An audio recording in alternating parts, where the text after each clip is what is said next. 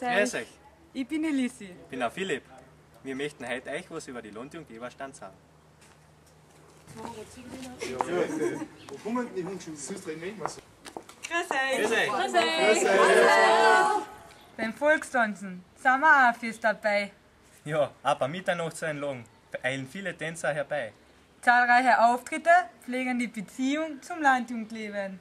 Ja, und bei den Festlern und Wettbewerben, da sind wir immer stark vertreten.